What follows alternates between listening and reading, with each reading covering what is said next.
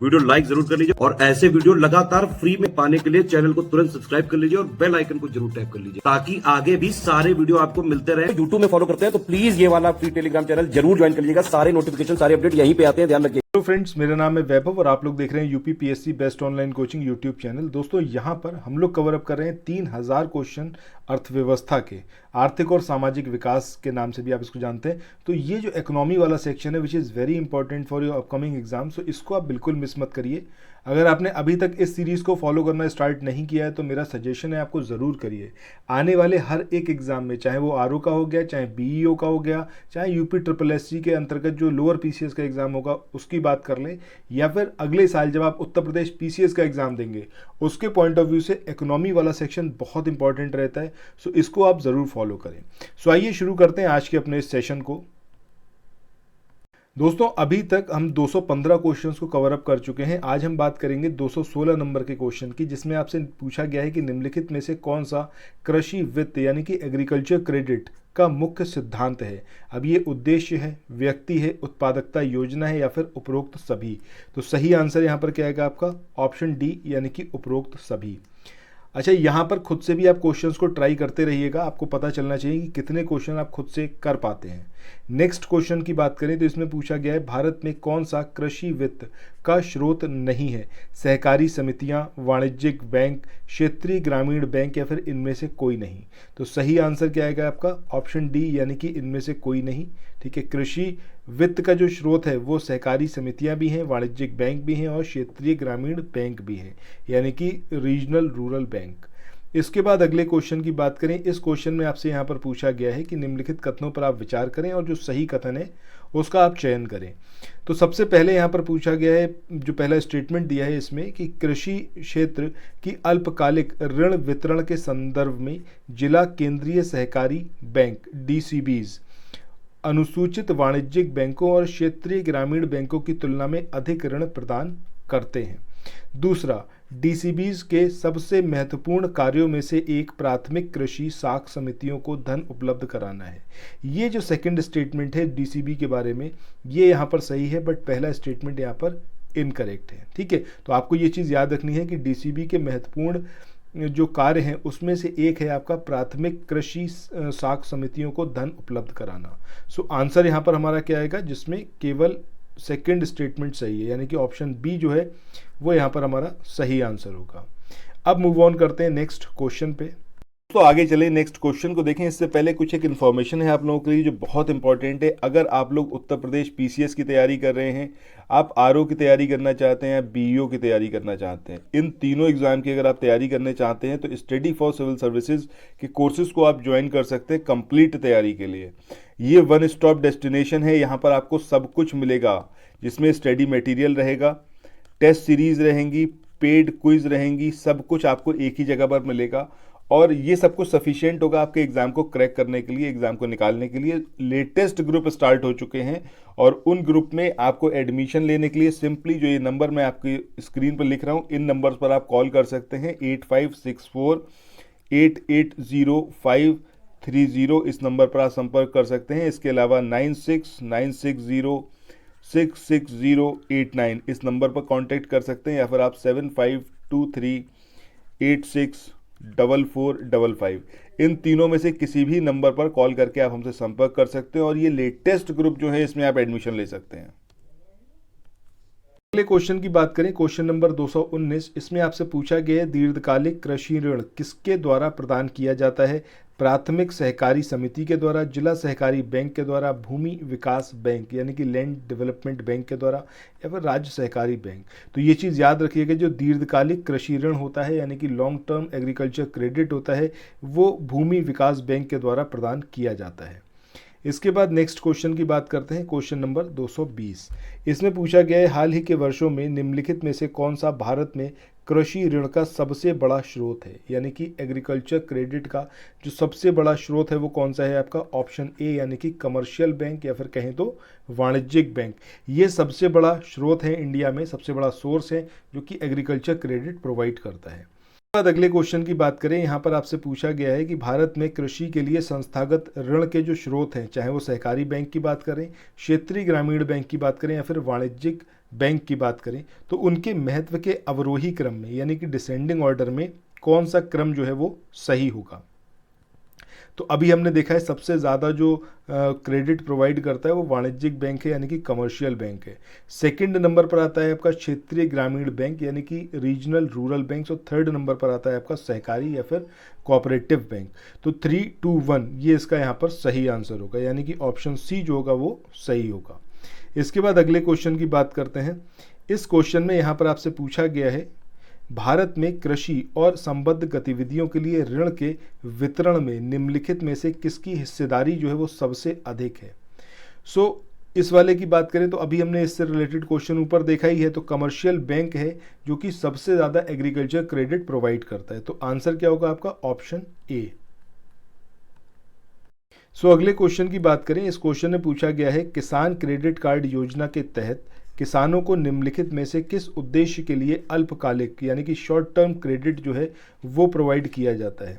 पहला, कृषि संपत्तियों के रखरखाव के लिए कार्यशील पूंजी, ये यहाँ पर सही है, इसी के लिए उनको शॉर्ट टर्म क्रेडिट जो है वो प्रोवाइड किया जाता है। दूसरा, कंबाइन हार्वेस्टर, ट्रैक्टर और मिनी ट्रक की खरीद के लिए, ये यहाँ पर सही नहीं है, इस चीज़ के लिए नहीं प्रोवाइड किया जाता शॉर्ट टर्म क्रेडिट। तीसरा, कृषक परिवारों की उपभोग आवश्यकताओं की पूर्ति के लिए, ये भी यहाँ पर सही है। इसके बाद फसल कटाई के बाद का जो खर्च है ये भी यहाँ पर सही है, ठीक है।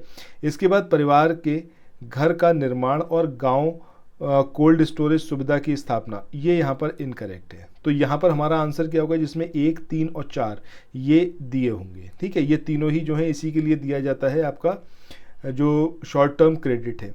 तो सही आंसर क्या आएगा यहाँ पर ऑप्शन बी, यानी कि केवल 1, 3 और 4। इसके बाद आगे बढ़ते हैं, नेक्स्ट क्वेश्चन की बात करें। यहाँ पर पूछा गया है किसान क्रेडिट कार्ड योजना की घोषणा जो है वो कौन से वर्ष में की गई थी।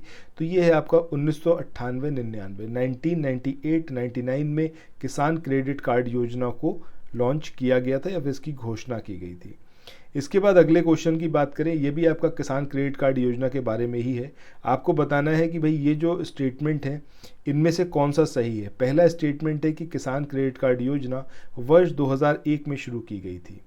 दूसरा स्टेटमेंट है यह योजना किसानों को उनकी खेती की ज़रूरतों के लिए पर्याप्त और समय पर ऋण सहायता प्रदान करती है। तो ये तो बात यहाँ पर सही है कि किसान क्रेडिट कार्ड योजना जो है इससे किसानों को उनकी जो खेती की ज़रूरतें हैं उसको पूरा करने के लिए सफिशिएंट अमाउंट मिल जाता है और टाइमली मिल जाता है, ठीक है। आंसर हमारा क्या होगा आपका, जिसके अंदर सिर्फ सेकंड स्टेटमेंट सही हो, पहला स्टेटमेंट यहाँ पर इनकरेक्ट है। ये कमेंट सेक्शन में आप लोग बताइएगा। देखिए अभी हमने इसके बारे में बात भी करी है ऊपर वाला जो क्वेश्चन था उसमें, ठीक है। अगर आप याद रख पा रहे हैं तो बताइए रहा ये किसान क्रेडिट कार्ड योजना जो है वो कौन से वर्ष लॉन्च की गई थी और किसने इसको लॉन्च किया था। एग्जैक्टली आप ये बताइएगा, वर्ष तो आप बता ही देंगे, लास्ट क्वेश्चन में हमने बात करी है इसके बारे में, लेकिन किसने इसको लॉन्च किया था ये कमेंट सेक्शन में बताइएगा, ठीक है। आंसर क्या आएगा आपका, केवल 2, यानी कि ऑप्शन बी जो होगा वो सही होगा। इसके बाद आगे बढ़ते हैं, नेक्स्ट क्वेश्चन की बात करें। यहाँ पर आपसे पूछा गया है किसानों के लिए किसान क्रेडिट योजना जो है वो लाई गई थी कौन से ईयर में। तो अभी हमने देखा है 1998-99 में, 98-99 वर्ष में आपको इसको लेके आया गया था।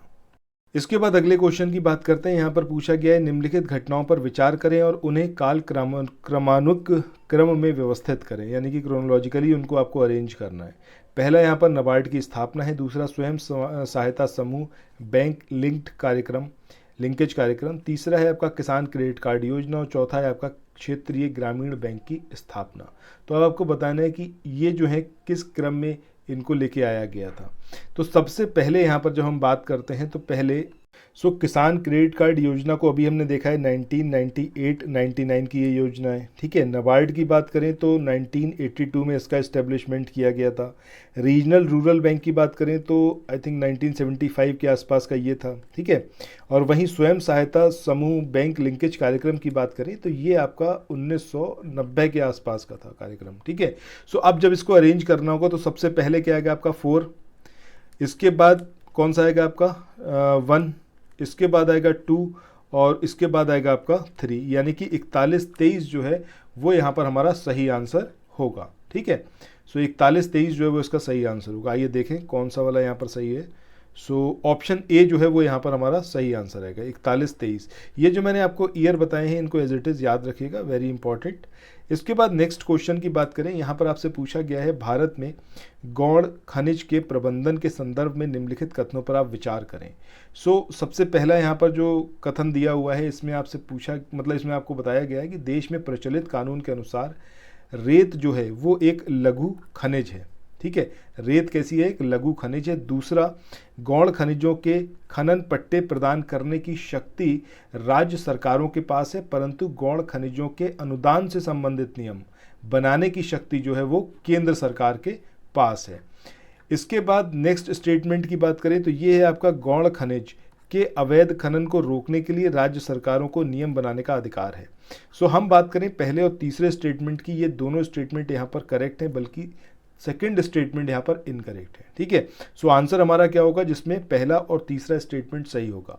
यानी कि अगर हम बात किसकी कर रहे हैं, गौण खनिज या फिर जो बहुत कम मात्रा में खनिज होते हैं, ठीक है, उसके बारे में बात कर रहे हैं, गौण खनिज के बारे में, तो ये देश में प्रचलित कानून के अनुसार रेत जो है वो इस कैटेगरी में आता है एक गौण खनिज के।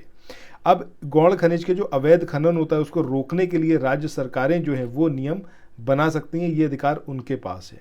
तो आंसर क्या होगा हमारा? Option A. इसके बाद मूव ऑन करते हैं नेक्स्ट क्वेश्चन पे। अगला क्वेश्चन यहाँ पर है, फॉर्च्यून पत्रिका की वैश्विक 500 सूची में स्थान पाने वाली पहली भारतीय निजी क्षेत्र की जो कंपनी थी वो कौन सी थी? विप्रो थी, या फिर ये आपका इन्फोसिस थी, टीसीएस थी, या फिर रिलायंस इंडस्ट्रीज़ लिमिटेड? तो सही आंसर क्या आएगा यहाँ पर? ऑप्शन डी, यानी कि रिलायंस इंडस्ट्रीज़ लिमिटेड जो है ये फॉर्च्यून मैगजीन में वैश्विक 500 या फिर ग्लोबल 500 की जो लिस्ट थी उसमें शामिल होने वाली पहली निजी क्षेत्र की भारतीय कंपनी है। चलिए अब मूव ऑन करते हैं अगले क्वेश्चन पे। इसके बाद अगले क्वेश्चन की बात करें, यहाँ पर पूछा गया है फॉर्च्यून इंडिया की 500 कंपनीज़ की जो लिस्ट जारी होती है उसमें 2019 में सबसे बड़ी कंपनी और निगम ये कौन सी थी? तो वैसे तो इसका आंसर रिलायंस इंडस्ट्रीज़ लिमिटेड है, बट ये क्वेश्चन याद रखने की ज़रूरत नहीं है क्योंकि डेटा काफ़ी पुराना है, 2019 का ये क्वेश्चन है। ठीक है, इसके बाद अगले क्वेश्चन की बात करते हैं। इस क्वेश्चन में आपको स्टेटमेंट दे रखे हैं, आपको बताना है कि सही स्टेटमेंट कौन सा है। तो पहला स्टेटमेंट है, पेट्रोलियम और प्राकृतिक गैस नियामक बोर्ड यानी कि पीएनजीआरबी ये भारत सरकार द्वारा स्थापित पहला नियामक निकाय है, तो ये यहाँ पर इनकरेक्ट है। दूसरा स्टेटमेंट है, पीएनजीआरबी का कार्य गैस के लिए प्रतिस्पर्धा बाजार सुनिश्चित करना है, ये इसका काम सही है। ठीक है, इसके बाद पीएनजीआरबी की बात करें तो इसके फैसलों के खिलाफ अपील बिजली के लिए अपीलीय न्यायाधिकरण के समक्ष की जाती है, तो ये भी यहाँ पर सही है। सो सेकंड और थर्ड स्टेटमेंट जो है पीएनजीआरबी के बारे में सही है, पहला स्टेटमेंट यहाँ पर इसके बारे में इनकरेक्ट है। इसके बाद अगले क्वेश्चन की बात करें, यहाँ पर पूछा गया है कॉर्पोरेट सामाजिक उत्तरदायित्व यानी कि सीएसआर के संबंध में निम्न में से कौन सा कथन है जो कि सही है? पहला, कंपनी एक्ट 2014 अनिवार्य सीएसआर पेश करता है, ये यहाँ पर इनकरेक्ट स्टेटमेंट है। दूसरा, इसके अंतर्गत आने वाली कंपनियों को अपने वार्षिक शुद्ध लाभ का कम से कम 1% सीएसआर गतिविधियों में खर्च करना होगा, दिस इज ऑल्सो इनकरेक्ट। ठीक है, सो यहाँ पर हमारा आंसर क्या होगा? ना तो 1 और ना ही 2। इसके बाद मूव ऑन करते हैं नेक्स्ट क्वेश्चन पे। अगला क्वेश्चन आपकी स्क्रीन पर है, यहाँ पर आपसे पूछा गया है निम्नलिखित में से कौन सा दक्षिण एशिया का सर्वाधिक शहरीकृत देश है? सो इसका सही आंसर क्या आएगा आपका? ऑप्शन बी, यानी कि भूटान। भूटान जो है साउथ एशिया का सबसे ज़्यादा शहरीकृत देश है। इसके बाद चलते हैं नेक्स्ट क्वेश्चन पे। इसके बाद अगला क्वेश्चन है, उदय कोटक समिति के बारे में निम्नलिखित में से कौन सा कथन गलत है? अब जो इनकरेक्ट कथन है, जो इनकरेक्ट स्टेटमेंट है वो आपको बताना है। तो सबसे पहला जो स्टेटमेंट है कि इसकी स्थापना सेबी द्वारा की गई थी, ये सही बात है। यह कॉर्पोरेट प्रशासन से संबंधित है, दिस इज ऑल्सो करेक्ट। इसके द्वारा अनुशंसा की गई कि कंपनी के बोर्ड में कम से कम आधे स्वतंत्र निदेशकों को शामिल करना चाहिए, ये भी सही बात है। अब चौथा स्टेटमेंट है, यही हमारा आंसर होगा क्योंकि ये इनकरेक्ट स्टेटमेंट है, इनकरेक्ट ही हमें यहाँ पर चूज करना था। इसके द्वारा अनुशंसा की गई कि अध्यक्ष और प्रबंध निदेशक का पद वही रहना चाहिए। ठीक है, तो ये चीज़ यहाँ पर इनकरेक्ट है। बाकी ये तीनों स्टेटमेंट को उदय कोटक समिति के बारे में सही है। इसके बाद आज के आखिरी क्वेश्चन के बारे में बात करते हैं। यहाँ पर आपको ये स्टेटमेंट दे रखे हैं, पूछा गया है कि सही जो स्टेटमेंट है उसको आप चुनिए। भारतीय रेलवे के संदर्भ में ये स्टेटमेंट है। पहला है 2023 तक 100% विद्युतीकरण हासिल करना, ये एक लक्ष्य है भारतीय रेलवे का। ठीक है, दूसरा स्टेटमेंट जो है इसमें आपसे पूछा गया है कि 2030 तक शुद्ध शून्य कार्बन उत्सर्जन नेटवर्क प्राप्त करना, ये एक लक्ष्य है। सो ये दोनों ही चीज़ें यहाँ पर हमारी एकदम सही है इंडियन रेलवे के बारे में। ठीक है, तो आंसर क्या होगा हमारा? ऑप्शन सी, यानी कि 1 और 2 दोनों। सो दोस्तों, इसी के साथ आज के इस वाले सेशन को यहीं पर एंड करते हैं, फिर मिलते हैं नेक्स्ट वीडियो में। तब तक अपना आप रिवीजन ज़रूर करते रहिए। प्रीवियस वीडियोस को देखने के लिए प्लेलिस्ट में जाइए, हर एक वीडियो को कंप्लीट देखिए, और कोई भी सजेशन फीडबैक है तो कमेंट सेक्शन आप ही लोगों के लिए, वहाँ पर आइए, अपनी बात ज़रूर रखिए। Thank you so much.